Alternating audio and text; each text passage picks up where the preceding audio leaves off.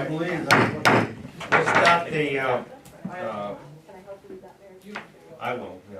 We'll start the morning meeting of assessors for the 29th, and I'll turn it over to Courtney. Alright, this morning we have to do our annual election of officers. Do we have any nominations for chair? I nominate Bob Everett again. Second. Bob, do you accept that nomination? Yep. Okay. Anybody else interested or nominate anyone else? No? Okay, vote. All those in favor? Bob?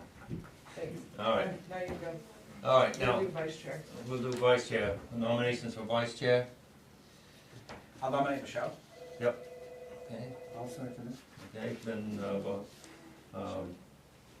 motion and seconded for Michelle. Any other people? All those in favor? Okay, oh, there it is. All right, so, a new year, theoretically.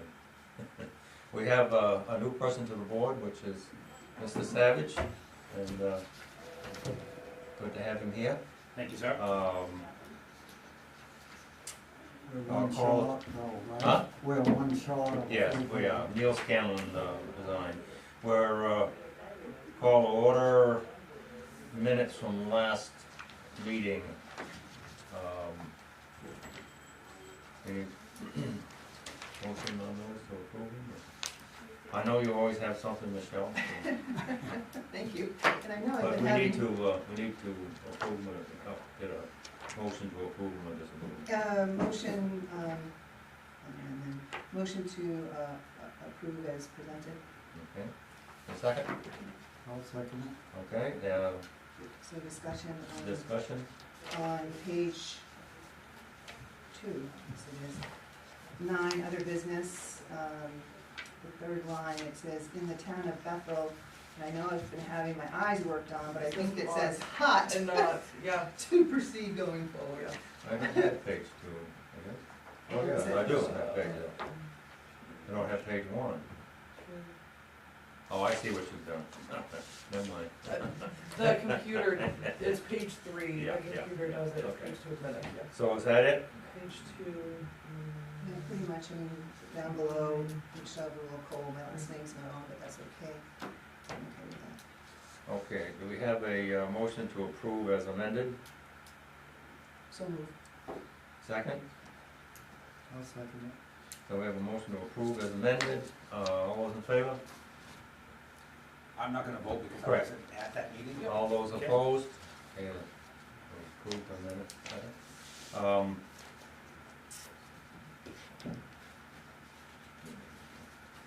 We have Mr. Zachary here.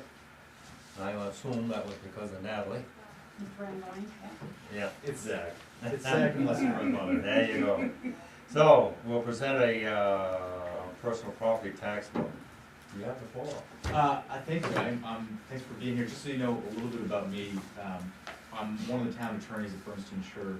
One of my specialties is property tax, personal tax, and I'm actually a trained assessor. I've taken 101 and 102 actually, which are the sort of foundational courses that all assessors nationwide are required to take to be certified. I'm happy to answer any questions you have right off the bat if you have questions about personal property tax, but I'm also happy to sort of give you just a brief overview of a very high level of what your obligations are as a board of assessors. However you want to take it, however you feel would be most helpful to you, I'm happy to do. Anybody have any brothers? I would rather see him give us an overview and then we can ask questions. Yep. Sure. I have here, I just printed out the basic 2 statutes on personal property tax and hand these around. 602 and 603. So 602 basically says all personal property in the state has got to be taxed to the owner in the town in which the owner resides. 603, the longer statute, is the list of exemptions. So the general rule is all personal property has got to be taxed. 603 says, okay, here's some carve-outs from that general rule. Personal property is, you have to help me out here, livestock, grain, jewelry, furniture, motor vehicles. You're talking the exception, I'm talking the, yeah, Yeah. things that are not, correct. um, Personal property. personal, right, and then there's the Betty exemption, which is business equipment. So, except for those things, all personal property has gotta be taxed. That's the state law, it's set by the legislature, and personal property is sort of, it's the, I'm trying to think of a not an appropriate analogy, it's the annoying sort of add-on to real property, right? It's sort of difficult to find, it can be difficult to identify, it can be difficult to assess, but there's a general requirement that all municipalities go through the motions, at least make an effort to identify it, tax it as of April 1st, and collect against it. No town, nobody other than the state legislature has the legal power to create carve-outs other than what's already in the law. The sort of risk in, let me back up. We represent a lot of towns, and taxing personal property is always a real pain for most of those municipalities. And I know more than one town which has said, "We're just not gonna do this. This is such a heavy lift for such a small return. We're just not gonna do it." I totally hear that. I totally understand the practical rationale about why that's difficult and why nobody wants to do it. I'm not here to tell you about sort of the practical implications. I'm here to give the legal overview, and the legal overview, the risk from the legal perspective is the town receives state aid, revenue sharing. That's based on a formula that is in part calculated through what the town is collecting, what the town is assessing and collecting in property taxes and personal property taxes. If the state says, okay, well, not just Bethel, but any town, if the state says, all right, well, you're not actually assessing and collecting its personal property tax. So the revenue by which we're sending money back to you is off. And we think that we're sending too much money back to you because you're not collecting personal property tax. Then you sort of get crosswise with Inland Revenue Services, then you get crosswise with the state.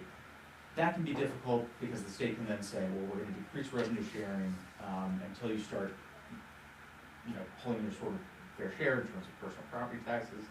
And that can that can get you started on a path that is difficult to get off of or unwind. I have heard of that happening once before in another municipality. That town eventually did start assessing personal property. It was at the end of sort of an expensive and drawn-out process that I don't think benefited the town. I'm happy to answer general questions about personal property tax. Happy to sort of address the, do we have to collect it? What are the practical legal implications of collecting it or not collecting it? It's a very, very high-level review of the law there.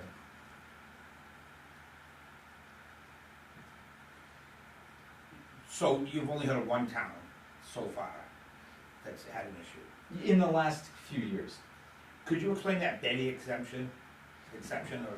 Yeah, so I don't often work with the Betty issues, but essentially business equipment that's used in further into the business. Yeah, business equipment that was put in the state after 2007. Yeah.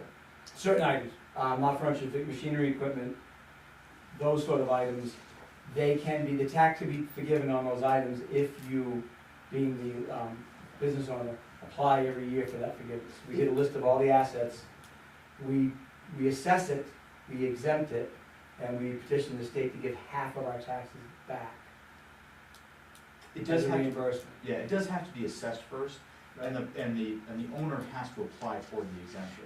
So there is even with Betty, the general rule is it's still taxable property. It is an exemption that the owner can claim after an application. 50%, up to 50% back. So does the business get 100% relief on that? Correct. Yes. And the state will reimburse the town At least- 50% of the 50. value, at least Yeah. 50% of the Yeah. value. So is that, we'll use Hancock lumber, for instance, they got all these machines down there, Sure. right? Is that an instance where it's machinery? So what about somebody that's got like a lawnmower, that's their machinery? No. An excavator, so it's basically just manufacturing machinery? Well, if I may, Yeah. Hancock lumber, yes, all of their machinery is new enough to qualify for Betty, Mm-hmm. so they get the full exemption. If your business was a landscaper, yes, you would get Betty on your tractors and everything else you have there. But your own personal Right. implements, no, they're not taxable anyway. You're not using it, if they're not employed in trade, they're not taxable, just under what was taken out of the law years and years ago. We try to, it's horrible to call it a personal property, it's really business equipment is what it is. Yeah, it's gonna be used in furtherance of your business. So, take my company, for instance, an excavator. I mean, my front end loaders are registered, but an excavator or a tractor, is that business equipment? Yes, yeah. That's eligible for the Betty exemption. So really, it sounds to me like this is gonna hit the homeowner more than it's gonna hit the businesses. No. No, not the Betty, but I'm saying this tax, because if you're in a business, we have a lot of landscapers in town, right? There must be a dozen landscapers that probably have, four $10,000 tractor lawnmowers. These lawnmowers are ridiculous. But it sounds to me like those would be exempted. So we're doing enough. Yeah. Well, yeah, I mean, most stuff that's around is. So it sounds to me like the homeowner that's got a $10,000 lawnmower, which is not hard to get a $10,000 lawnmower, they're paying. No, No. the homeowner, if it's not part of your business, if you choose to have a nice lawn and you choose to buy a $10,000 lawnmower just to keep it up, but it's not, that's not part of your business, it's not taxable. Yeah. Just like your TV, your couch, your refrigerator is not taxable. So if the business is for the equipment they're using to run their business, if it's business equipment, that's not being taxed, right? Through the exemption, if they apply for the exemption. So what are we really going after? I mean, give me some examples of what the personal property tax that would actually qualify. Well, you'd be surprised the number of businesses that don't actually apply for the Betty exemption. And it is on the business it is on the owner to apply for the exemption. And so, like, whether it's fair or not is a different question. But if Hancock Lumber, I'm sure they do every year, right, they've got people looking at this. But if they didn't apply, that's not an insignificant chunk, that's not an insignificant assessment or chunk of revenue from that personal property. And it's more than that, my example would be Hammond Lumber, I worked in Belgrade. Hammond Lumber's got a retail store there. Anything retail related is not Betty exempt. You pay the tax. So let's use the food store right down here. The way I read this, their shelves, every year they'd be paying on their shelving, their coolers, right? Refrigeration. Everything is not stock and trade. Right, so you'd be looking at, we'd go to the Bethel Inn, for instance, and basically all their kitchen equipment, things like that. All the furniture in the room. Even though they're manufacturing in the kitchen, I mean, making food, but. Yeah, that's not the way the law says. But it seems strange that that exemption is hitting those retail stores and not the rest. You see, it's There's another exemption for them as well. You don't qualify for BETE, I didn't want to get to the weeds as far, but there's BETR, Business Equipment Reimbursement Program, where these items that we mentioned that don't qualify for Betty, or any older item that was put in service after '98, before '07, the better, it's a reimbursement program to the taxpayer. You pay the tax on the, take up here, the Bethel Inn will pay tax on all of their retail, and then they petition the state to get the tax back from the state as a reimbursement. So they pay the town first, and then they get a check back from the state. So the town's made whole on that sort of personal property. And then Betty is the 50% reimbursement. So there's something pretty, almost everything out there. But we have to assess it first. Yeah, I mean, the philosophy or policy behind the law is everything should be taxable. And then because of policy, certain things should be exempt, but it's often on, almost always on, the owner of either the personal property, or real property, to come forward and ask for an exemption, and to apply for it and to obtain it. Because the law says, well, look, the background here, the standard default is it's taxable. And so we're not gonna sort of, we the state, we the town, we the taxing entity, whatever, are not gonna do your legwork for you. You owner have gotta come forward and actually affirmatively ask for this. Whether those policies make sense about what exemptions apply to whom and what types of property, you know, that's a question for the legislature. So how would this affect the average non-business taxpayer? What in their what in their home, or what would they pay? Nothing. So if they've got a computer at their house, a lawnmower, a snow blower, No. this says campers, but it sounds like if a camper is registered, it doesn't- Excise. it's excise. Anything excise is also exempt. But if somebody has a camper that they don't register, Yeah, we could. Good. It would be, Right. it would be subject to tax. Discovering it, and that's a whole other issue, discovering it and actually putting a value on it. The only time we would assess a camper would be if we go to a lot, and the only thing on that lot's camper, that's their camp, it's camp. They took the plates off, they haven't excised it since they moved it up there 5 years ago. It's taxable. That's real estate though. We could, but it can be taxed as real estate, we And would add it to real real estate, estate. and we're talking two things here, real estate and personal property. And the big thing with personal property, I finally got my head wrapped around it, is you got commercial and non-commercial. Back down, if you start looking at the original laws, poll tax, we even paid poll tax, inventory tax, they done away with that, and eventually, correct me if I'm right on this, Natalie, one of the exemptions is non-commercial.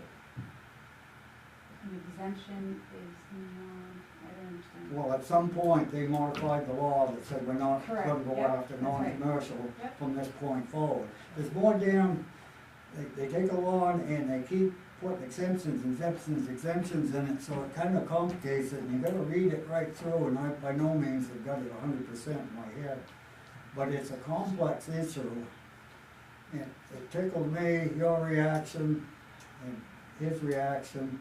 When you bring up personal property, everybody starts to shift, and they got this uneasy look and the smile come over your face. You know you're about to open a can of worms, there's an elephant in the room, it's a very unpopular subject. Yeah, I mean, it's not well named, and there are a lot of exemptions, there's sort of a lot to wade through, but that's why you hire really qualified assessors agents. And what they say, and I'm gonna quote him, we'll go after what you tell us to go after. He's not, and correct me if I'm wrong, he's not saying that you really should collect this. He's saying it's up to you guys to direct me what you want me to do. Am I correct in saying that? My outlook on these sort of things is that this board has the authority. When we have an issue like this, I let you know what the statute says, like he did. But I also, what we haven't done yet is let you know what the ramifications are if you don't. You know, I can tell you what the law says, you guys decide as a board what you wanna do, and I'll say, okay, because of that decision, this is our risk. And what he mentioned earlier, the part that I wanna add to, we talked about it in our last meeting, and Ron, you wasn't here. So, the state does give us revenue sharing and state aid education. Every town gets it, and it's based on a formula that is this long, and what they do is it's called the state valuation. The state will put, in their eyes, a full value on every town in the state. They don't go to every house and then do the inspections that we do, but like he said, they take our assessment database to begin with, and they take our assessment ratio against the most recent selling prices, and they take our numbers and they escalate them up or down based on what our values are compared to the marketplace. And they come up with a value for the town of Bethel. And it, we're 300 some odd million, we work 300 yeah, some odd million, yes, right? the state put, their numbers are a little bit different than ours, they're a little antiquated by about 2 years of data.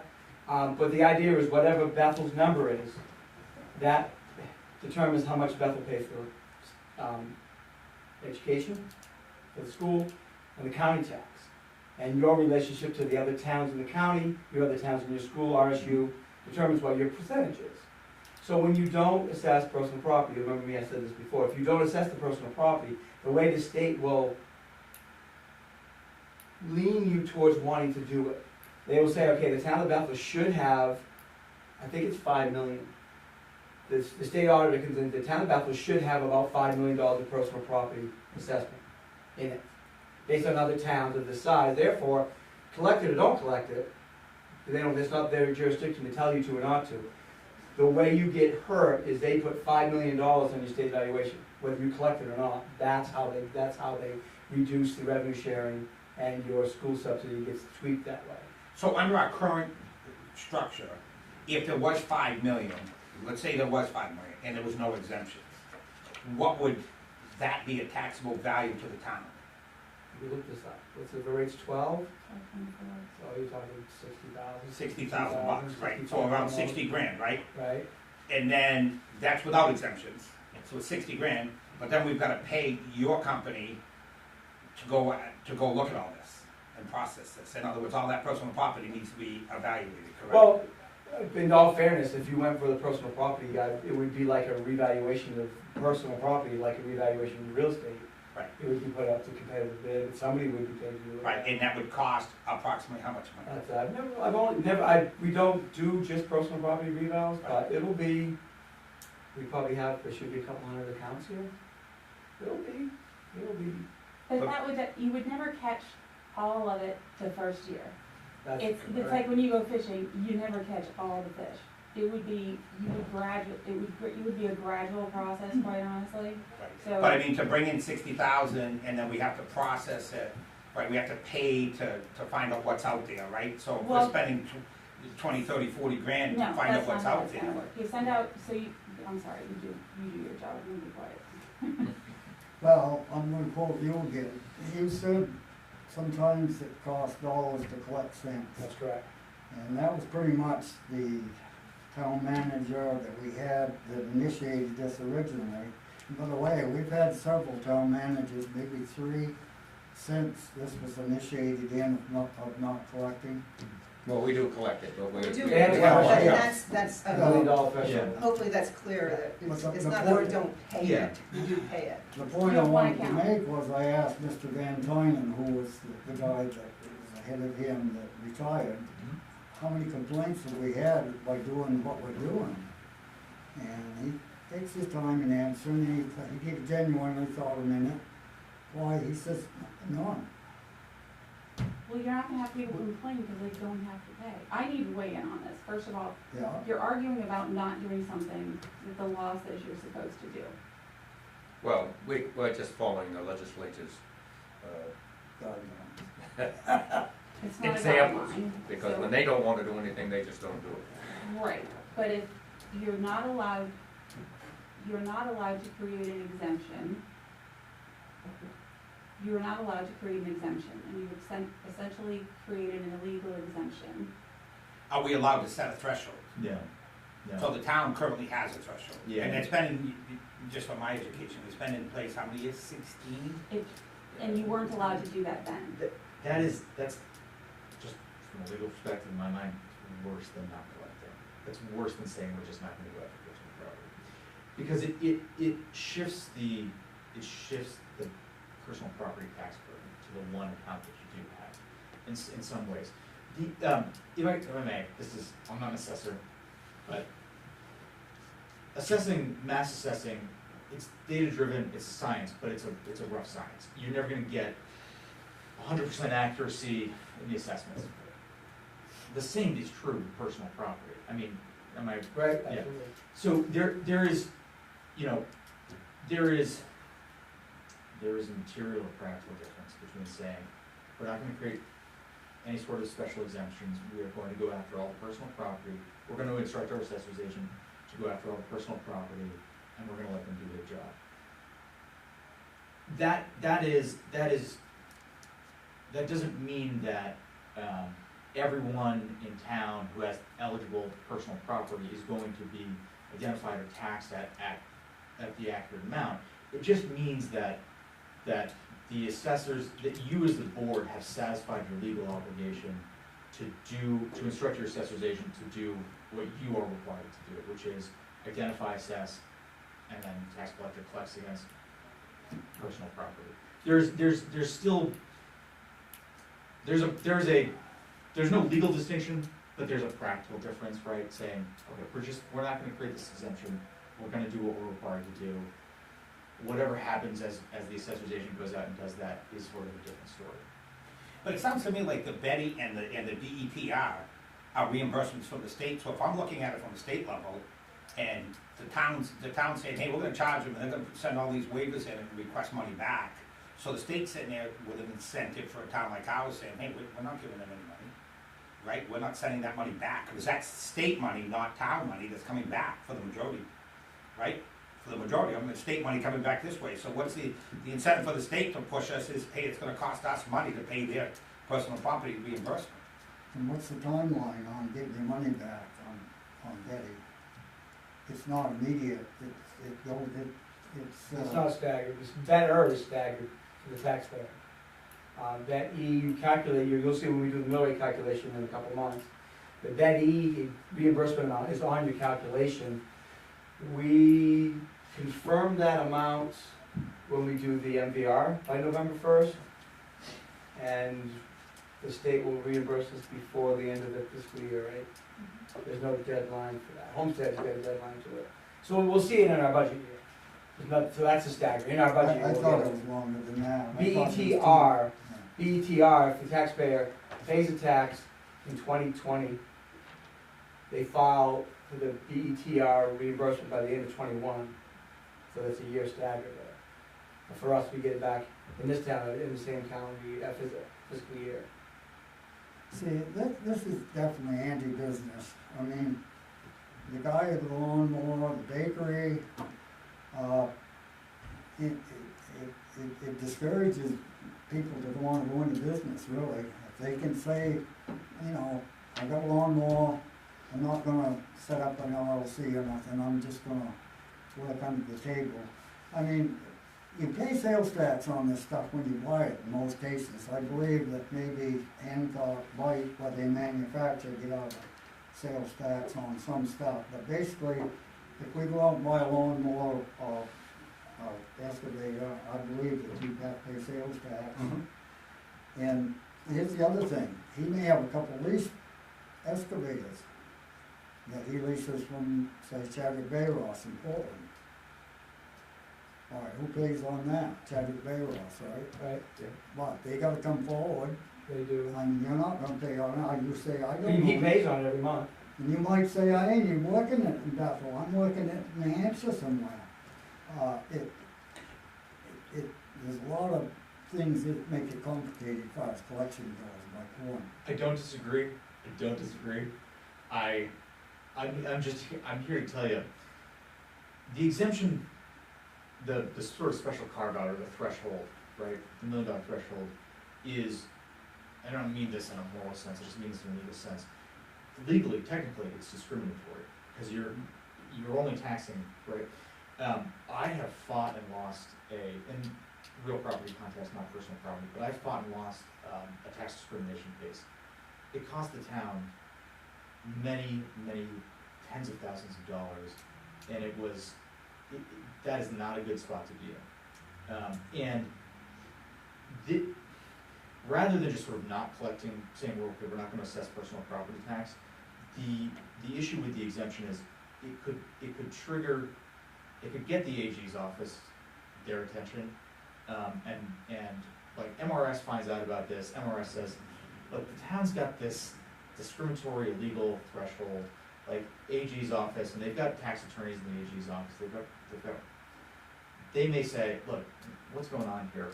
We wanna gather information, we wanna do an investigation. Even if it doesn't result in a lawsuit, it's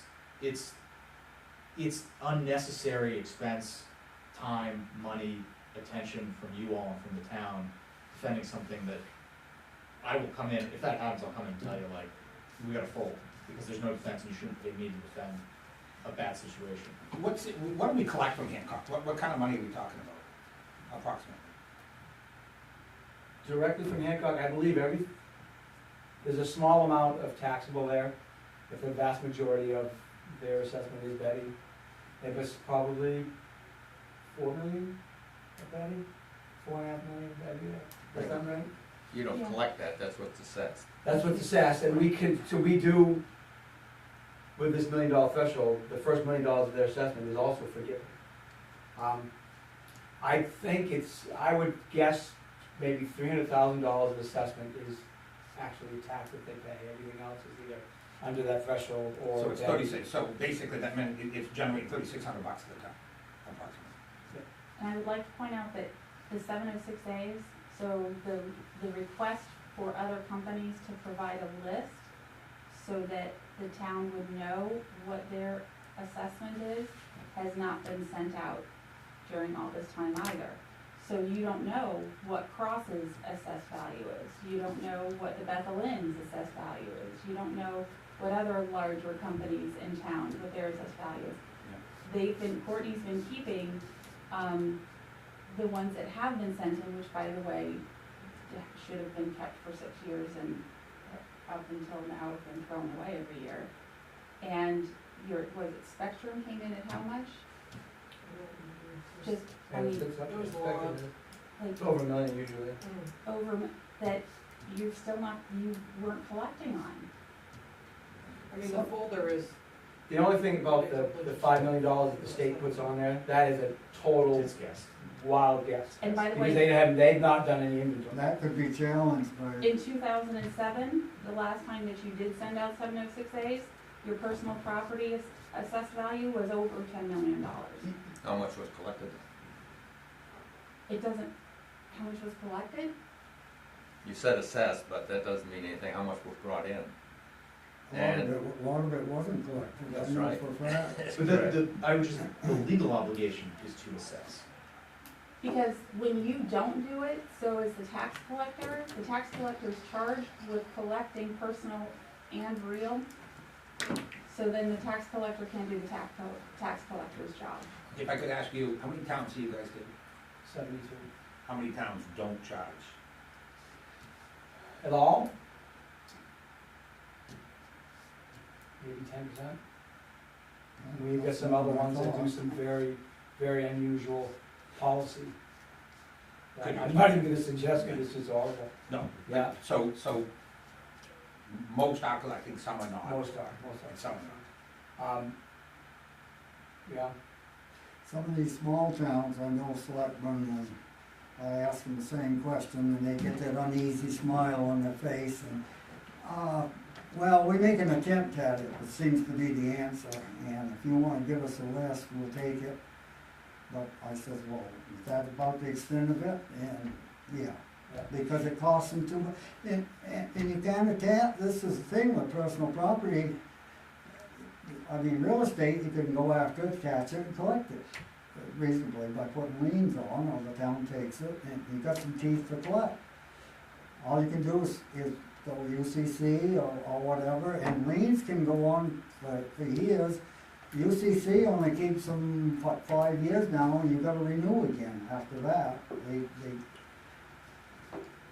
And this surprises me with the UCC, you don't even have to have a signature. I could attach your lawnmower, you wouldn't even know about it. So to me, that's not a real good, Can I ask a question? Would you send 706As outside of a revale? Would you, like, is there an extra cost for you all doing that to? It depends on how much work we get with the town. We just did this whole thing in Newry this year. Because of their policy over there. I prepared the letters, they sent them out, and I processed them as I could. It was seamless there.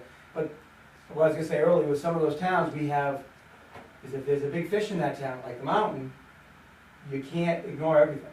You know what I mean? Then you can't, so most of the small towns that have a big fish or two, they're gonna make a better effort to collect personal property tax from everybody.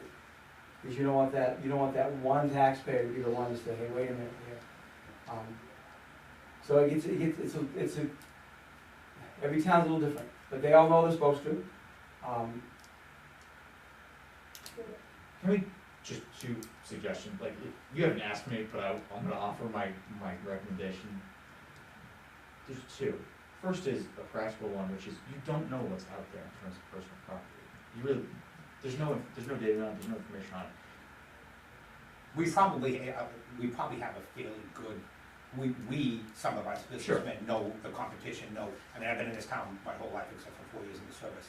So I have a great idea, like Cross, for instance, I know all his excavators are leased Sure, from different companies. He owns his dump trucks, but he leases his equipment. So there's so many complications. And I agree, we don't know all of it, but there are a ton of complications when you deal with leases. Bobby's correct, with leases and things like that, it's complicated. yeah, I guess what I'm just saying is, you don't, there's no actual data on it, right? And sending out the 706As is, I don't wanna put that spot, not a super expensive way to get data back about what's out there in terms of personal property.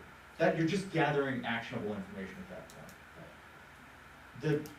I would strongly recommend doing that, if you haven't done it since 2007. That is a harmless, it's a relatively harmless, not super expensive way to get data in the town office about what's out there in terms of personal property. The other recommendation is just a legal recommendation, which is the $1 million threshold is definitely, in my mind, an issue.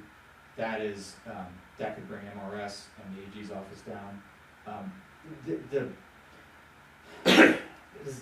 Is it Hancock Lumber? They've raised any issues? As I know, they're real happy with Bethel's arrangement, because they've got a mill in Pittsfield, they've got one in Naples area. They just bought a mill in Madison, New Hampshire, so they've got 4 mills to compare, and this is the biggest mill they've got, but they've reinvested, they put in generators, and they own electricity, they've done a lot of expansion. Beyond that, they felt that they've been used pretty fair over the years, probably more so than other towns. Can I ask you a question? They have a legal claim against the town, whether they care to act on it or whether they're aware of it or not, they definitely have a legal claim against the town. What happens with, like, let's use the food line down here, right? They got all their shelving, they buy shelving, they write it off over 10 years, let's say, or whatever, they have their account, write it down. They're carrying 0 value on the shelving, right? How do we deal with something like that? If they've already written it off, they own it, it's been written off in their books, it's still taxable as personal property? Correct, we have a depreciation schedule we use on all assets, and what we consider, if something is fully depreciated, we still carry some value on it, because it has value in use. It's sitting there on the shelves, may not be a brand new gondola, but it has value in every, in day-to-day business. So we will have something on it, just because they write it off for income tax purposes, we'll keep a value on it. So what you're saying, there's always a minimum There's always something. value Yeah. to everything that is used in business. Right. Even if it's 20 or 30 years old, this is what burns me. You But pay the taxes tax are- on it, you kept it forever, you true, you wrote it off in your business, but, something 20 years old, and they still wanna tax it, I mean, it's unfair. Basically. Yeah, but you could always take that 30-year-old business, piece of equipment and take a loan out against it and start writing that off again. I know people that have done that. They've taken a piece of As far equipment. as income taxes and stuff. Yeah. But that won't help you on, Question, Ron brought up a good point. It's gonna take $1 to get a nickel. If you collect it, what are the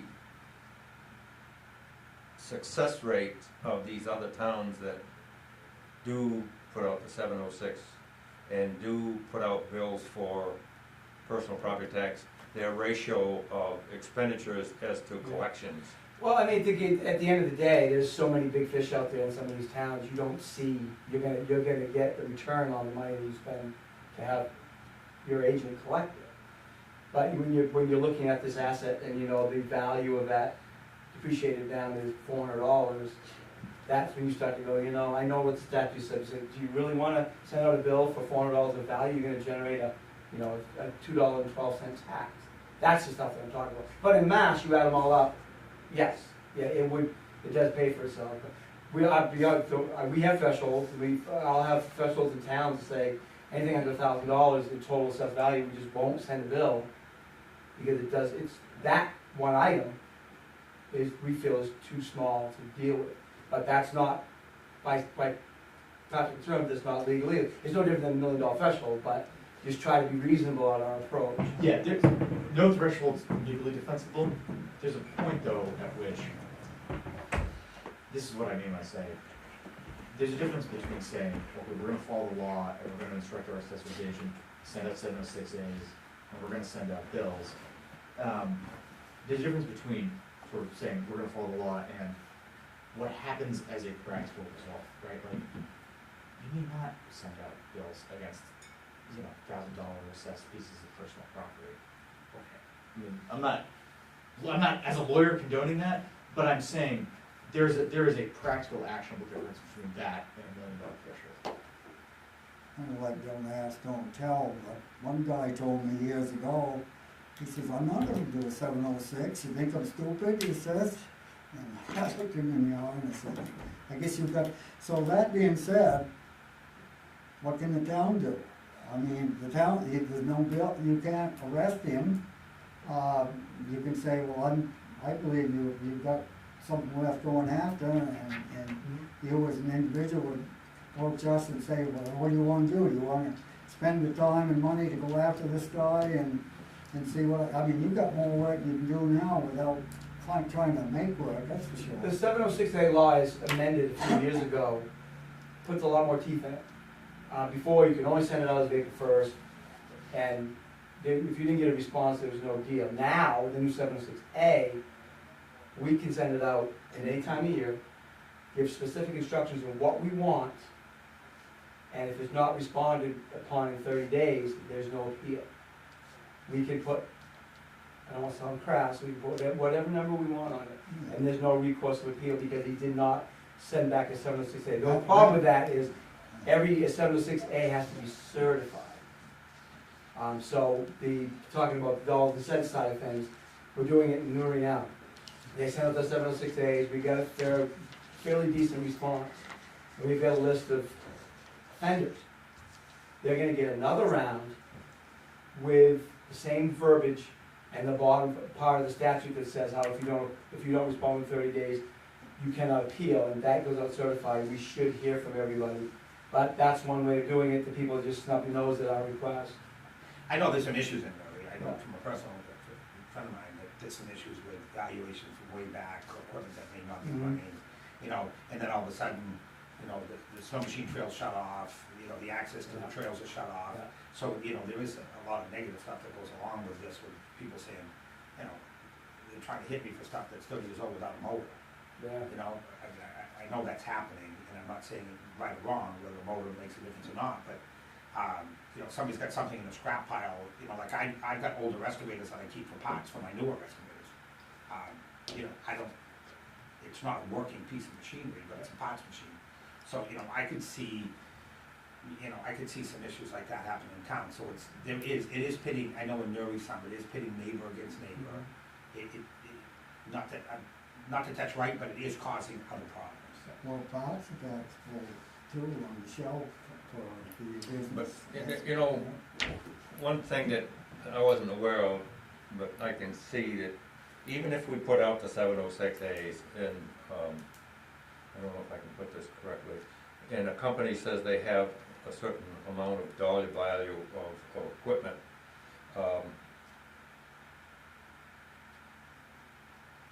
it's up to them to get their professional equipment in the Betty program to get reimbursed. The 706A So does have. it would be like you, Ron, if you received a 706 and you listed your equipment that is not excised, you had a certain dollar value that you had to pay the town, but what you really should be doing is applying for your Betty, your BETE and your BETR to get reimbursed. And if you don't do that, then it's your problem, not anybody else's problem. So what I'm seeing, what I'm kind of like listening to, yes, there's a personal property tax, but it's not quite as drastic as what I thought because of the reimbursement programs, if they're taken advantage of. I don't disagree with that. Yeah. And we make them aware when we send out that 706. Part of the verbiage is, these two plans are available to you. Here's the link, come and see me, we'll explain to you what needs to be done to take advantage of these programs. Here's the, people might not respond to 706As, they may not pay their personal property tax assessments. Those are all issues, but there's steps 2, 3, 4, 5, and 6, and the first step is actually sending out an information request to get enough, the appropriate information about what's in town. All right, I think we've beat this to death, we've been 45 minutes on it. My big concern is just, right, are we going through the motions and are we gonna make, you know, is the town gonna end up making $4,000 after we pay this, pay all the fees, right? Are we gonna end up making $4 or $5,000? Are we, like I said, are we spending dollars to chase pennies? That's my biggest concern. I do have a concern with $1 million, I always have with the Chad one, I mean, with what used to be Chad one, now Hancock. I've always had a concern with just building the big guy, but I'd like to do some more research on it. Well, one of the things is we won't know until we initiate something, regardless of what we do for research, because you don't know who's gonna pay and who's not gonna pay. I can remember as a selectman years ago, we had a number of personal property accounts. You'd see them every year in your town report. They didn't pay the personal property, didn't pay the personal property, didn't pay the personal property. Finally, the selectman wrote it off. I mean, it was like, Yeah, there's a difference between assessing and collecting, right? Have an obligation to assess. At some point with the collection, yeah, you can make a practical choice. It's not worth it. We're not gonna send out bills to people with $1,000 pieces of personal property that are assessed $1,000, because it's pennies on the dollar that we're gonna get back. But the obligation to assess, I mean, that's legally, there can be no debate about that. I'm sorry. That's an obligation of all towns, whether they follow it or not. But I'm here in front of you now, and I'm just saying, that's the job.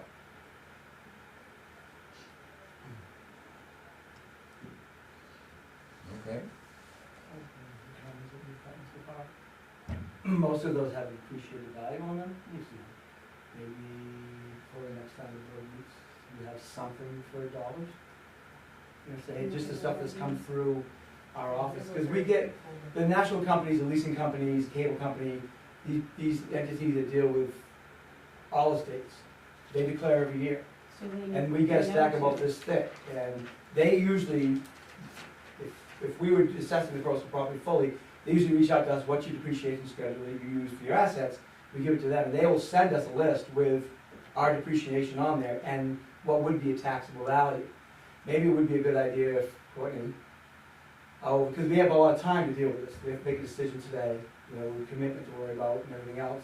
we do or do not. We do not have to make a decision today, in my opinion, because we will not be doing anything to implement it for this commitment, way too early. Next commitment, thoughts. But just to show you what we're talking about, like here, 'cause that $5 million is just a guess from the state. If we just start with what's declared to us every year, it's depreciated, we'll just run a list to say what we have on the books without us even knocking on the first door is gonna be X. Because all the lease equipment, like your competition, get those leased excavators, I guarantee it's in that, it's right in there. It's in there with what, and then they'll tell you what the original cost was, and they have a depreciation if we don't use, right? Just give you an idea if we're talking about an extra $5 million or an extra $20 million. Just don't know that. So are you talking pipelines, CMP? CMP by statute, well, by the Constitution, is land. We have to assess the CMP power line by land. Real estate is land. That's because they don't want to, I think it's a collection issue, because you can lien it if it's land, it's hard to lien it if it's personal property. So we do get personal, if there was any pipeline, Just when, if you could check with Mr. Van Tynen, because we did ask him the question of, well, how did we come up with that number that we put in for the personal property? And there was some, the $5 million you mean? yeah. That's yeah. something that the state does. But he had, No, the million exemption you need, don't you? I'm not sure, but when we asked him the question of like what sort of, you know, how does the number come up that he puts in? He did have some rhyme to the reason, even though it was very broad brush, that they looked at other similar towns. Yep. So if you would mind checking with him to see what that, that rhyme to the reason was. Sure. Absolutely. the other thing that we haven't talked about is the cost of just sending 706s. This stabilization for program that the state is working on, I read in the paper that the town administration, they figured there was a $5 per application cost just for bookkeeping. That dips into the town budget for your clerks and stuff to take these applications. It costs money to do 706s or to do applications. It's added work, as you know, especially to people that administer that. So, you know, and like you work on billable hours, let's say, I mean, you're working for an annual salary, so, you know, that all has to be billed, any extra work to you, so right from the start of sending 706s out, you got expense involved, for clerical, and, you know, you could put a dollar figure on it, probably, they finally did for that state program. Courtney's hours were increased this year in the budget. Fund. Courtney's hours were increased in assessing this year on the budget.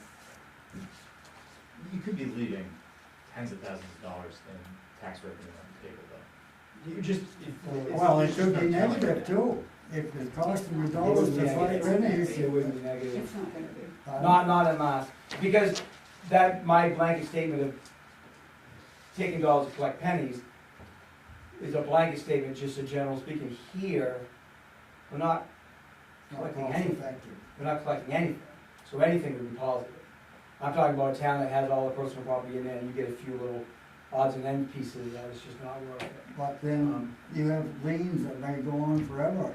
True, that is Unless you always have a small problem, claims but for it. You know, and that costs money and it's not very effective either, the so. best way for the town to be successful in that small claims court is to have the best information on that asset the tax wasn't paid on. If we get a list from a leasing company for an excavator, we've got the excavator, the make, year, model, serial number, everything, so if you're going to go put a UCC lien on that, you're gonna be able to do that with success, because you have all the information. If I just got a return from a taxpayer that said, John Deere tractor, we're gonna have to get some more information. But again, like he said, that's not to push on, that's a collector issue. You know, it doesn't take away our responsibility. You have to earn your money to get collected, that's a fair statement, that's bottom line. Okay, well, if we don't have to make a decision today, let's, thank you very much, that's a lot of good information. We'll think about it and we'll address it, like you said. Well, we do commitment in a couple months, we should bring it up again and have another conversation about it then. Yep, we can do that next meeting. Eating the drum. Yeah. I think I'm wondering Rob just, explained the risk what- really well several what months ago. Now we problems have you. When would are we doing arise next? if we did just put out the 706s for an aspect of just seeing what's out there as opposed to any other problem, so. The only challenge is gonna be name, address, information from everybody. It's not like we have a database, we're gonna have to go on, do you need a business permit in this town to run a business? So you're able to get it from that, but you're gonna talk about, the grocery store down here, and just Well, we obtain don't have the a business information. license Yeah, we for have all- victulars. every year, annual you know, thing. things with that. We don't have business You licenses don't? for all businesses. So that's gonna be the biggest time challenge, is to get all the information gathered, but. As mentioned, I mean, you can just pull the declarations with a list from Spectrum and from, I mean, that might be Oh, yeah. like the lowest cost place to start. You're an attorney, this is contradictory, and it's in a neighboring town, there's a guy got a business in a neighboring town, they're trying to collect personal property on him, but it says personal property shall be taxed to the owner in the place which he resides. Now, down here, on the enumeration, this is 603 exemptions, the following personal property must be taxed in the place where it is situated. And then starts to list the stuff that's taxable there. And this is controversial, that's why I'm asking your legal opinion on what, I think you asked two attorneys, you probably would get two different answers on that, right? There's certain types of personal property that that are gotta be assessed in the trailer, like trailers, for instance, they're assessed where they are, like where they are as of April first, right? Not necessarily where, like, you got a trailer on the road. Like you're That's- talking that's- office that's- trailer, box trailer. Yes. That's, Right. Like a logger. yeah. Off Yeah, trailer, well, box no, trailer. actually, like a logger, like an 18-wheeler, I had this case in, Bailey though. That's- But what, you mean that's- tractor trailer trailer? Yeah, That's where the business resides. yes, But that's but excise. it's, No, you don't pay excise on a trailer. No. No, you don't? You just pay trailer, you pay $25, $6 but not, plate fee, that's it. You pay a license fee. Yeah, that's different. Oh, Excise is always based on the value of something, that's why our car, a trailer, if you buy a boat trailer, that 18-wheeler trailer is the same price. It's not on value, it's on use, let's say. Now, an airplane, we have a pilot friend, he takes it right out of the country April first. The airplane pays an excise to a higher up than this town. Just like the cell tower antennas, we can't collect tax on those, they pay an excise to the state. So a That's a logger's whole other equipment, no matter where his equipment is on April first, his taxes where he's living, cause that's presumably where his business is, right? Yes, If his yeah. office is his home, sure, his login equipment is going to be taxed to where his office is, his home office Yes. is. But if it's a business, like a business office, then the personal property is going to be taxed to wherever the business office is, like it's on Main Street here in Bethel, but he lives in Newbury. that's right. Just like Walgreens, Walgreens is out of state, and all the Walgreens in all these towns are assessed locally. That's the idea, to answer the question for you, 602A, that's the general rule, Okay. yeah. 603 is the exceptions. Yeah. So everything falls under 2, except for what's under 3. I think it's pretty clear, and the way those two things are written. You have to remember, this is all done because back in the early 70s, when they amended all these new comprehensive property tax laws, and they was exempting all these different entities, these towns said to the legislature, wait a minute, you're killing us here. Every time you give an exemption to somebody, everybody else has to pay extra tax burden on them. And they, in the Constitution, state Constitution, it says we will reimburse the town at a minimum of 50% of all new exemptions. And you've probably fought cases over what's considered a new exemption. Veterans exemptions back in the 70s was $4,000. That covered your entire household. Now they're only $6,000 because the difference between $4,000 and $6,000 exemption is considered new, and that's what we get reimbursed on.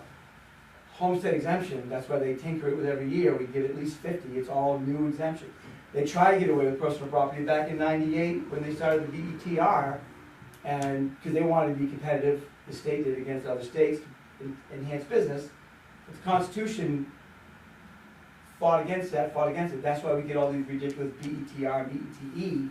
They'll never exempt it fully. And if they do exempt it fully, we still have to go ahead and put a value on it to know what the reimbursement is going to be. So they're trying to get everything towards that bet E at some point. That's what's handcuffed these towns. That's why you see all these little tinkerings. They just can't say, you can't tax it, because then the state will be on the, it all comes down to the paper mills. All these big paper mills, these, Madisons and things like that, are going, how do you lose all this revenue? So, all right, so they just. What about you take a woodlot and put it in a trust like the Bethel Forest? Us individual landowners have gotta make up that tax loss.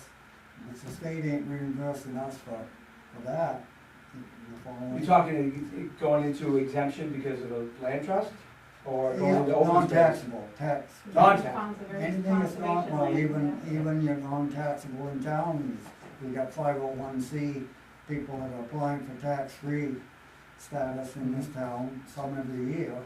And the other taxpayers are gonna make up what's pulled off, but the state ain't reimbursing for any loss. Some of them they do, some of them they do, They do? some of them they don't, Yeah, yeah. that's good to know. So, and maybe a fair complaint, it's a complaint for the legislature. We definitely have an issue with too much land being taken off the tax. Yeah. It's Certainly not the only town that. Something, Oh, the yeah. problem is, you got a 2-mile road, you got houses on one side, you got land trust on the other side. The taxpayers are paying for that road with nothing on one side. I mean, A perfectly fair complaint, I hear it all the time, Yeah. but like the personal property issue, it is the law, and we're all obligated to follow it. if we ever saw a map of this town, and I've seen one, if you saw a map of this town, how much is already conserved, you'd be shocked. There is a way now, we talked about this too. Yeah. You can, I already know. there's a new, what's the word? Yes, thank you, pilot payment in lieu of taxes program. The legislature put some more teeth in that now, where you can go to every non-profit, except for state lands and federal land, and ask to enter into a pilot program, payment in lieu of taxes program, where you could agree upon, they're gonna donate so much to the town every year. It's always been there, you can always ask for that. Now, We have that at Gould. right, the statute now says, if you don't come up with an agreement or they ignore you, you can forcefully put them on a pilot and do calculations based on the municipal side of your tax bill. Because they are a burden on the roads, burden on the police department. I guess All I'd of rather that. see go after decent entities than the small guy that's trying to scratch out a living, mowing lawns and baking bread, you know? That's, Yeah, but you're saying now that the personal property tax is a burden for the guy that's mowing lawns, but if he's smart, he'll take his equipment and put it underneath the Betty program, and it won't cost him that much. Just it's gonna Yeah. cost you more than 50, you get 50%. He doesn't pay It anything. cost him Yeah, anything. It doesn't cost him anything. Okay. The town gets back for Okay. that. So he pays nothing up front, and we get 50, at least 50% on the dollar. You sort of, in some ways, leaving free money on the table. Free money on the table that is at no cost to the taxpayer. It's not costing him anything, but the town isn't getting anything, Yeah. because he's not filing. I would like more information on the nonprofit thing as well, if we could. Oh, the pilot? If we could get that, because we have a lot. I mean, I was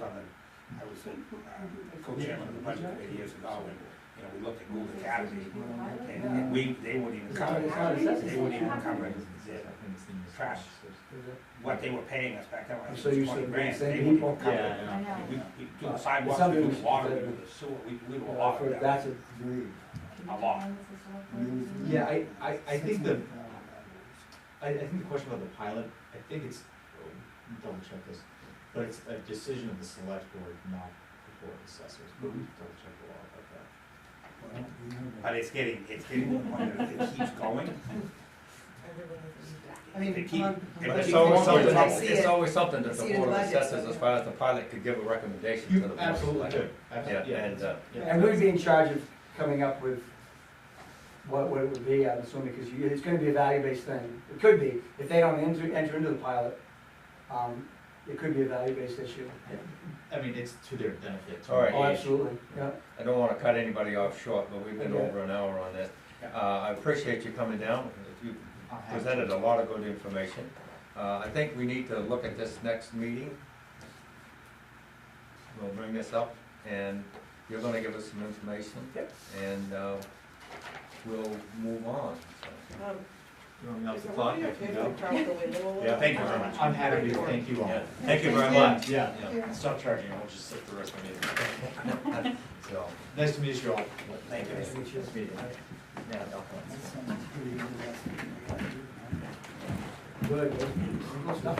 all right, It takes lots of Let's, time, but I'm very bored. Kind of back for Rob, I mean, you went through all this at the last meeting, so we didn't I know, I know, I invite totally him. understand, no, I know, and Okay. that's, it's good, because it just, you Yeah, hear it from somebody else, yeah, fine. yeah, Just so I put just an initial didn't, graph his name, Rob, doesn't bother me, but, So- are you gonna recommend that we Yeah, just so get closed? May. yeah, well, I can So I- ask him. Because I just wanna say- Shall or may. it felt a little bit of brow beating, Yeah. I just have to say, Yeah. so I just didn't, I didn't wanna No, I offend didn't you, take it because that you way went at through all. all this, I Not thought a you problem. explained no, the it's risks good, as because well, he so. gave out some good information, I think, and, you No know, problem. you two are business people, but you know, the small guy that's running these lawnmowers or whatever you're bringing up, even Glidden down there for the, he should have all of his equipment, shelving and everything in the Betty program to get compensated. Well, remember, there's certain things that don't qualify. for Well, it. yes. We can go for the other one, that are, Yeah. one of the two programs, Yeah, give them everything. we'll give him everything, and it's up to the taxpayer to do that, not anybody else. Now, where the taxpayer get that information is something different, so I don't know. Yeah. All right, let's move on. Homestead applications. Before we start those, because when I suggested to the board that we do these ongoing, just instead of having a big lot to do them all at once. The detail I didn't give to Courtney was, this is the time of year that we won't do them, because the applications in front of you are after April 1st. Correct. So you can consider them, but they're not gonna, we're just gonna put them on the shelf and put them in after commitment. So what's Or you your, could just wait. what's your recommendation? We just, We can do, I would just wait, because we should deal with commitment time this year. So Mostly after because one of September. them, we're gonna have to deny right now, because as of April 1st, it was in an LLC, and it won't be next year, so we'll just table those for a later meeting, okay. save some time that we spent talking to I the think we lawyer. should have a motion on that. Anybody wanna make a motion that we table these until? But before we do that, just a recognition that the Alma Preston Merrill one is a stabilization form and not a homestead. That's correct. So, Oh, okay. so pull that one out. I'm not sure, does he get put in for December 1st this year? Is that what? Yeah, I he hope won't, people are already turning them in for Okay. this year, we probably just gotta slow them down for it. and we don't know, well, we can mention that quickly, if in the meeting, how that won't be around very much longer. Yeah, I'd appreciate an update on that. Yeah, unfortunately. So, do we have a motion for? I haven't had one yet. I move that the 3 homestead applications that we've received get acted on at the time that we do the commitment. At the time after we do the commitment. Have a second? I'll second it with some discussion. Probably we ought to be meeting at least once a month rather than sometimes as much as 3 months. I don't know which would address that. Well, we're supposed to meet twice a month, I think, huh? Well, Yeah, so, I would agree once a month. yeah, at least. I'm fine with it. But that's, we can pick that up later on. Let's deal with these here for now. that would, you know, instead of having a. We're gonna table these until later. And it won't cost the taxpayer any money. It's just These a are for commitment, next year. it's a timeframe. Yeah, that's Yeah, fine. they, that's the fine. applications aren't timely for Yeah. consideration this year, so it's fine. Okay, So, we have a motion and a second, and, all those in favor? Okay, all those opposed? All right, so those are taken care of. Oh, okay. Homestead application? that was just the attachment, that's why it's on there twice. That's all in the folder. So there's nothing to do there? It's in with number 4, so just move on to number 5. Oh, okay, all right. Do we have to do anything with the Merrill, the Preston Merrill one? No, Like Michelle no, said? Okay. no. All right, item 5, which is tax growth supplement. Tree growth, that particular property, has to be removed from tree growth. They built a house on it, and they transferred some land around, and the lot that they transferred to put the house on, not, it caused a tree growth penalty. I let them know.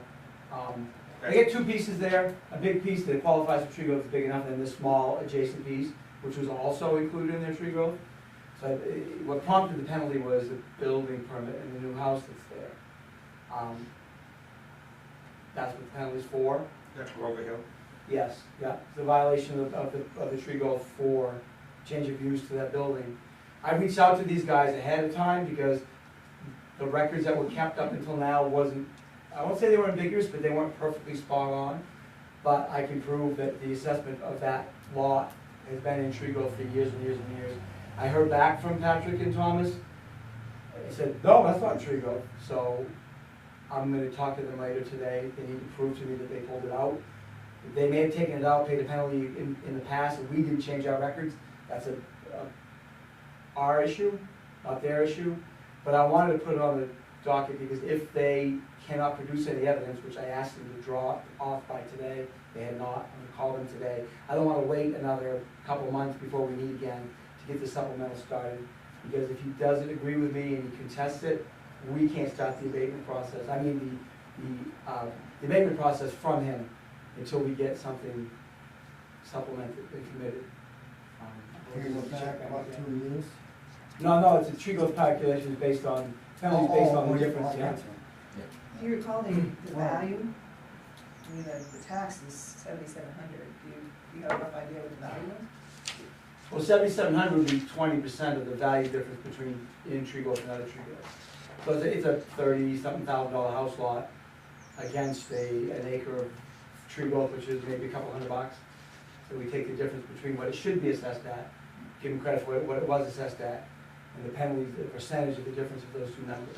That's where the 77 comes from. Calculated for how many years? No, that's a one-time tax. That's a tax amount that you pay. Well, I would think from the time the house was built there till present, they should factor into it. It's a fairly new house, right? I mean, Yeah, it's new this under year. construction. It's new this year. Yeah. No, the change of use creates a penalty instantly, and the penalty's based on the tree growth penalties are based on two different ways. You figure out back taxes plus interest, or you take what the house should be assessed at, or what the land should be assessed at, you credit them for what it was assessed at, you take that number, and there's a percentage applied to that difference based on how long it's been in tree growth. The longer it's been, the lesser the amount. The statute says whichever's greater, and 99.99% of the time, the calculation that I did to get the $7,700 tax penalty is the greater of the two. Doesn't matter how long it's been, house has been there, or anything like that. It's just a very straight mathematical formula. And he says it wasn't in tree growth, so I will give him the opportunity to provide, prove to me that we may have dropped the ball and he took it out years ago. I think he's only owned it 3 or 4 years.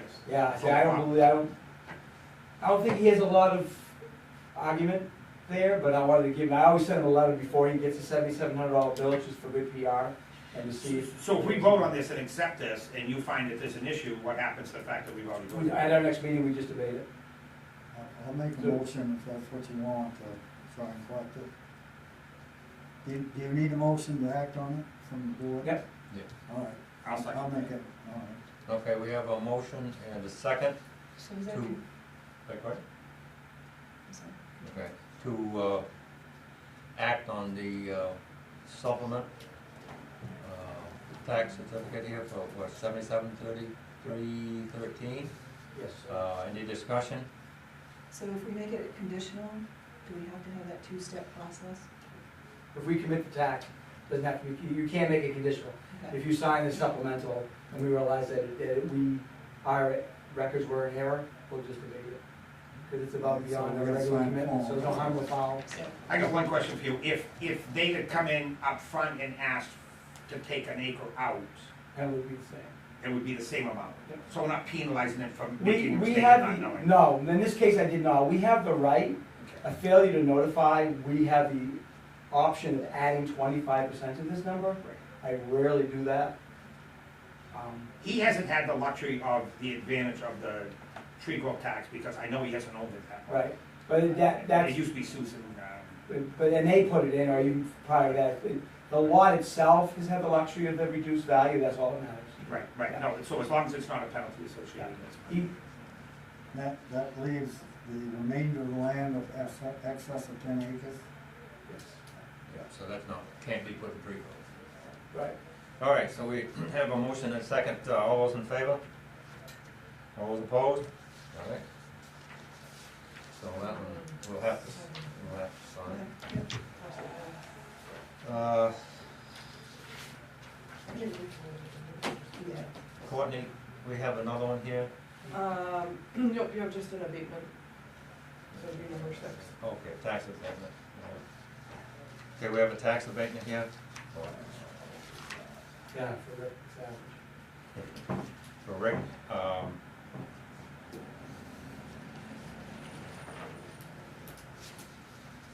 So what happened was, last year when Bill and his men went out to pick up Rick's house or checked on the progress of Rick's house, they called it complete. And it was far, far, far from complete, and Rick did his due diligence to prove that it was not complete. I did verify that with Joelle, who was the code officer, or she made an inspection of the property, to live up to his claim that it was basically half done. So the abatement was for the overvaluation of the house, which is now done, I believe. so we're abating taxes for what now? But it would be 2022 tax year, 2022, Yeah. okay. $2,804.18. So we need a motion on that? So moved. Paul? Second it. Okay. I'm not gonna vote on I was that. gonna say, we have a motion and a second to abate taxes in the amount of, what, we're looking at $2,804 and 18 cents. Any more conversation? So the value, is this the value that it was reduced to, or was That's that the reduced differential? by. That's the value we're conceding. Okay, so that's And the difference. that value times the millage is creates the abated tax. And we found this out, because we sent the tax bill to the taxpayer, and Come they, in and so that's contest how it. we discovered it, Right. okay. All right, all those in favor? All those opposed? So it's 3 yes and 1 abstain. Yep, that's it. All right. So I'll send both of those around to help sign. Where I'm saying, I still sign? You would not sign. No. No, Okay, you- that's fine. Yeah, no, you won't. No, no, totally fine, I So- didn't vote, I just, Yeah. I'll Both of learn. them are coming around, just make sure you sign the one that says tree growth, because I did still have I your got name you. on the Yeah, no, abatement, no so. problem. Okay, what's number 6 here, attachments or abatement? No, we just did the There's still abatement. enough But the 3 out of the 5 voted for, yes. 3 is perfect, yeah. So what happens going forward, going forward, what happens until you fill that fifth I seat? still need at least 3 people here So for, 3 people, out of the majority of the board, not even the sitting member, more than just the people sitting here tonight. Correct, yeah. And hopefully somebody will come in super excited to join the board. Can So the we'll town, have a can full the board. selectmen appoint somebody? Yes, that's how it is, selectmen can appoint someone until the next regular election. Even a non-resident? I believe we have to look in our code, I think we asked for assessor, elected official assessor to be, I believe it has to be a resident. No, I have one Yeah. candidate, maybe a non-resident. Do they have people that aren't residents that are One. on there? Yeah. I mean, technically, we do have several property owners who aren't residents. And maybe it could be in their local charter, I'm not sure. I was surprised when I first heard it. I think I looked when I first started, but I don't remember. Just had to check. Okay. So number 6, abatements, that's the one we just did, right? Okay, review amounts to be raised by taxation for September. Do we get them? Doesn't matter. That's a tax collector question. I think we put it on there, Just- typically we We would did. have them by now, but We I'm did not not got yet. that. Nope. Okay. All right, set commitment date, we'll just move on.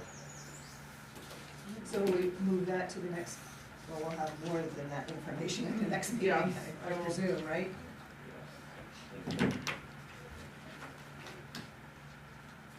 Okay, what was the calendar? Okay, number 8, we'll set commitment date. Yeah, What Number 8. time in September? last is year it usual? was the end of September, and I believe, that it was later than normal. I think Sarah said that typically they try to do it like the middle of September, Okay. I think. Hold on, I can tell you what it was I was last about year. to say, don't It you was have September 22nd, 2022. Yes. Cause that was the day I think everybody could meet.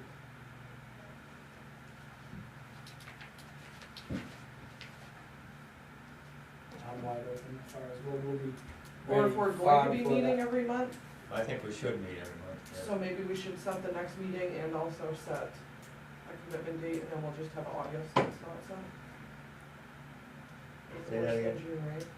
So maybe we should set a date for our meeting in July, Okay, and then set a commitment date for September. well, normally we meet, what, the second?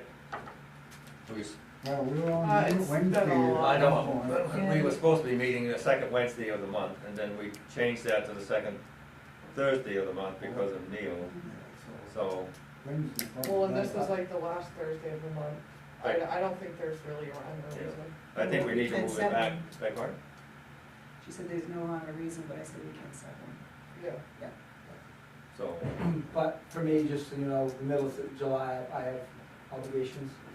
For me, it would be the last week of July, or we can start meeting on a regular basis, starting in August. I really honestly wouldn't have, What day in July, because I think we need to meet again in July. anytime that last week is fine. So do you wanna do Thursday morning would be July 27th? Does Thursday Sure. morning work still for everybody? Maybe give it through and. No, I'm always in town working. No big deal. I'm pretty flexible. I'm not sure right now, because I gotta go see my secretary. I don't think there's anything. So I'll put it tentatively and I'll hear from Bob Yeah, I'm and flexible. then I'll send out, July, Bob gets a reminder saying. July 27th, is that what you? Yes. Yeah, at 8 o'clock. 8 a.m. Okay. We could probably start just chatting about budget and the tentative no rate thought, and then we can come in all prepared for the meeting on commitment morning, with thoughts about what we wanna use for a rate, you know, just have a workshop before commitment. So, So then September for commitment.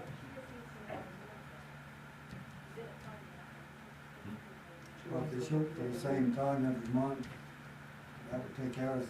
the So next month is September. off because Rob has obligations, so would you guys like to do the second Thursday or second Wednesday? Can you do Wednesdays if they don't do Yeah. Thursdays? well, Yeah, you're we can talk- do whatever, I'm like, talking as about long as I know commitment ahead date of in time. September. Oh, I'd like to do the second Wednesday of September at 8 o'clock if we could. Wednesdays would work better. I would work. Wednesdays would work better. If that's all right? Cause there'll be some follow-up, if you Yep. work, you know, this is Wednesday, Thursday. Yeah, We'll follow up, and we have- meeting days are slower than non-meeting days, if that makes sense. Second Wednesdays of the month, of each, Correct. Well, starting, So do you wanna start in August then for that? So it would be August 9th, and then commitment date would be September 13th? Is that, I don't know why we meet, I mean, if we met in August and September, I don't think there's anything really to discuss. you mean meet in July and then September? Oh, you either meet in August and September or meet in July and September, I don't think we need to do, I don't think we need 2 meetings before commitment. Well, and we're meeting the end of July too, so that can kind of be a, So whatever. so is that, When did you have the discussion about the pilot discussion going to the board? Of the, I can put that on the agenda for the end of July, we can. Yeah, that'd be nice. If we could get something in the package, we can at least, I'll do some research on that as well. So July 27th tentatively, and then we'll meet again September for 13th. the commitment. September 13th. Yep. And then that will start our monthly. No, September 13th is when we're gonna meet? Yes. so you're gonna have a discussion about the pilot, the July 27th meeting, and then sending that recommendation to the board of selectmen? Yes. And also it's the workshop for you. We'll have some tentative numbers to think about what I know it's gonna do.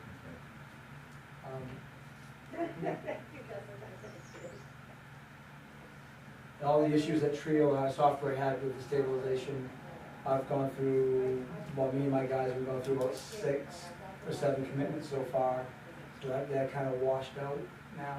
Trio had some problems with their updates, acknowledging the stabilization tax compared to a regular tax, but that's all taken care of now. So by the time we commit, most of the state would have gone through all the hiccups, so we'll be in good shape. We should be okay State now. reimburse the towns for some of their bookkeeping, this program is. Well, what you mentioned this morning is the first time I've heard of it. I don't know if you've heard anything before that. There wasn't I don't know no who put the attached. $5 cost But on, but it's a mandate. So when we did the homestead exemption, when that started in '98, we were getting $3 an application for years, and then they bumped it down to $1 an application for years. So it doesn't surprise me we'll get something. Bob's right, there was a fiscal note attached to what it would cost. All right, just so that I know that I'm with everybody else. We're meeting the 27th at 8 o'clock, and then we're meeting again September 13th? Yep. Okay, so what's August? Nothing. Whatever. I don't think there's enough work for us to meet twice before commitment. Okay, and in July, we're gonna have a workshop on the pilot program. Now, that's an acronym, so How you- Payment in lieu of taxes. Payment in, okay, With, also with an emphasis of the preparation for the commitment. Right. yeah, and, we'll take up this 706A thing again too, also, because of. At one point, Google used to reimburse, well, we made a gift, is what they called it, 10 grand a year. They still do it. They still do, I believe it's at 11,000. They did not the past 2 years, I sent a letter, They didn't pay it. no, but I sent a letter and they were very apologetic, and then they sent those. Well, yeah, So they're caught okay. up. Yeah. Good. But I think, as far as I'm aware, they're the only nonprofit in town that does it. Correct, and actually the amount that they send is more than what the municipal share would be. That's great. That's what we're encouraging. Yeah. A lot of these properties that are, these land trusts and things like that, they're exempt. They would qualify for open space. The maximum deduction you get in open space, and a lot of those land trusts will make donations at that same level. What they would be, what their tax burden would be in open space. It had to do with them. Well, It's some- astonishing how much I know. it's getting scary because, you know, as a builder developer, they keep saying protecting from development, and we're gonna protect it from developers. Well, people, we need more revenue, and building houses and doing subdivisions is more revenue. And they're putting a big burden on this town. We're smack dab in it. Mm. Can't be too many towns that hit as bad as we are. But we're getting smashed. Every time I read the paper, oh, we got another mountain, there was some mountain, they just, it was every now and everything, every name. And some of these programs are in tree growth, and guy called me the other day, he says, they're cutting wood over there. I said, well, it's in tree growth, the trust can cut wood. But All right. what I have what three gets me on questions. that, is just briefly, what gets me on that is, forever is a long time, right? Yeah, It yes, should be a in 25 or 50 year years. look back, Yeah. forever's a long time, look what happened to the water district land. If the water district could've sold that land, they could've paid for that new infrastructure. Instead, they had to donate to the state. Forever's a long time. I have 4 quick questions. All right. The first one is, going back to the last meeting, we gave a conditional approval to Robert Hastings' 290 application because he had a mismatch. Can you confirm that? I did talk to him just recently, actually. His homestead, he has 2 buildings that essentially are on the same property, I guess. He will be receiving his LD 290 on the property that has his homestead where he resides. The other building, I believe, is vacant. It is under his name though, so that's where the confusion came from. Okay, so Yeah, it's that's clear clear on up, yeah. his application. Okay, great, thank you. And also, Rob had brought up at the last meeting, asking some questions about community concepts, that they may be putting in a tax exempt application. Is there any? No progress with that yet. No I progress? still have it on my to-do list. Okay.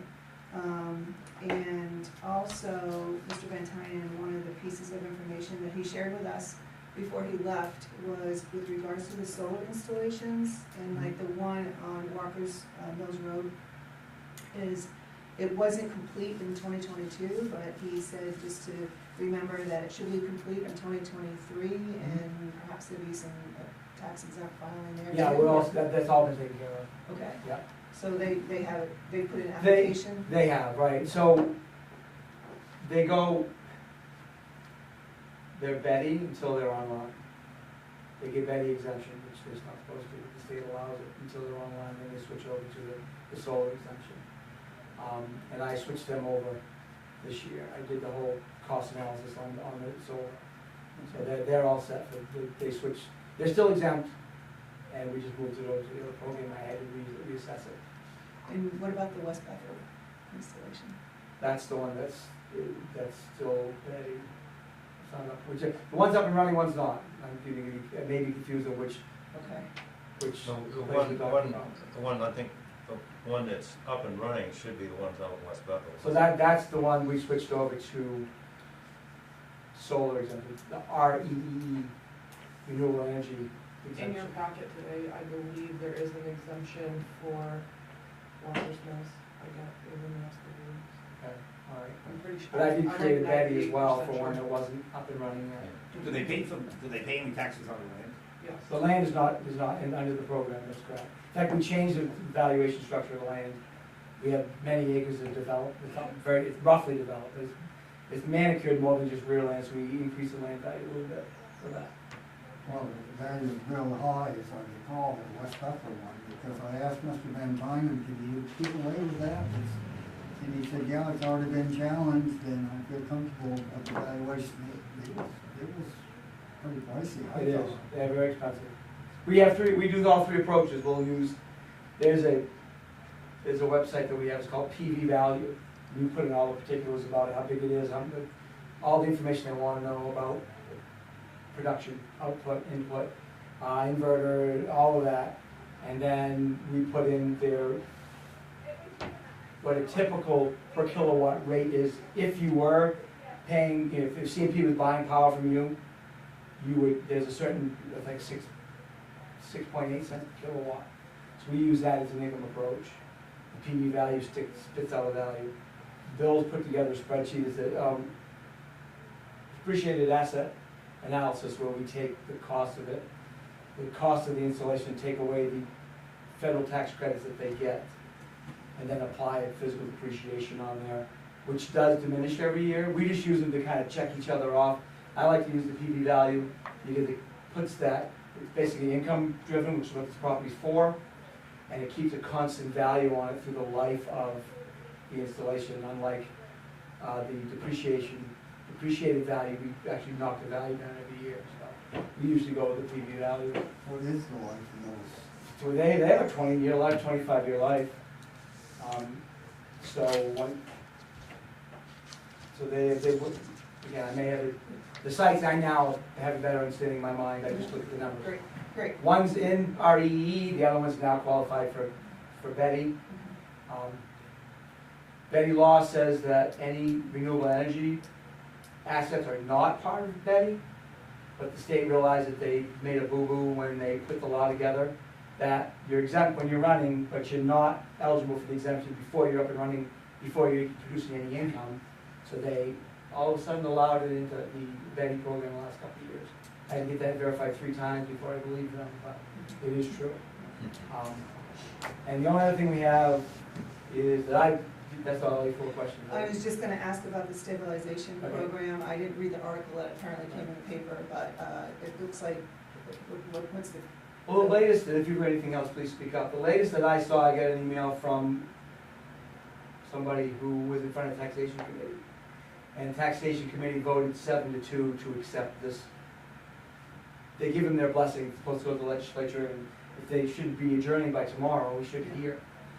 This suggestion was to, sundown of that program is after April 1st of this year. It will be done, gone. All the issues with it. And it's like a $30 million bill to the town, to the state, anticipating what the towns are gonna get for reimbursement on these sort of things. And then we're gonna reimburse us 100% of the gap. If you're familiar with any of this, the stabilization, so. So basically, at a certain age, your taxes get locked. That's right. And the gap between the locked tax amount and what the tax amount should be this year, the state is picking up that entire difference, which will help us immensely. Again, I've got that 3 times verbal, nothing in writing yet, but we're going with it right now. But sundown on that program, basically after this commitment. They're taking the funds from that program and funneling them towards the tax deferment program, which means if you qualify, the state will pay your taxes for you until you pass, sell, or lose your homestead exemption status, which is a terrible program. Yeah. Because the interest you pay back to the state is on the unpaid tax that's set every year. This year's 8%. But it's out there. We make people aware of it. We may have one person in town that's either on it or thinking about going in it. And the biggest one is the tax fairness credit that used to be the old property tax and rent refund program.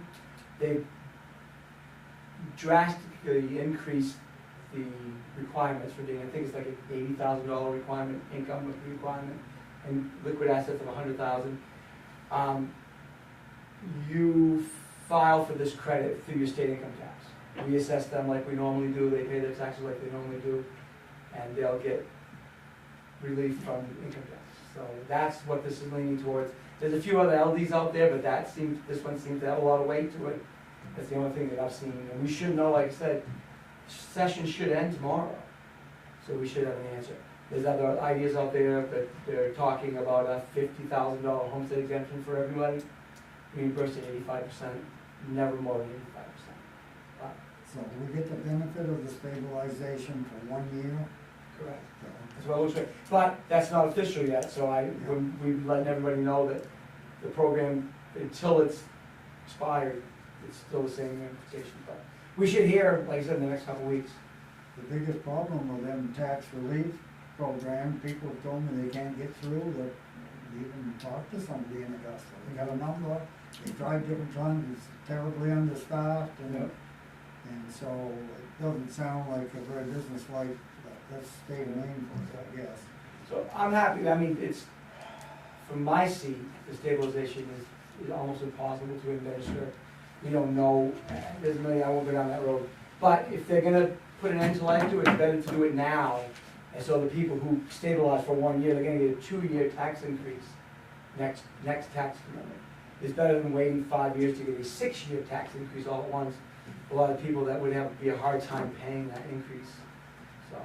Oh, I thought we were gonna talk about up in valuation, didn't I read that somewhere on, No. no? So that's off the table now, not that I'm,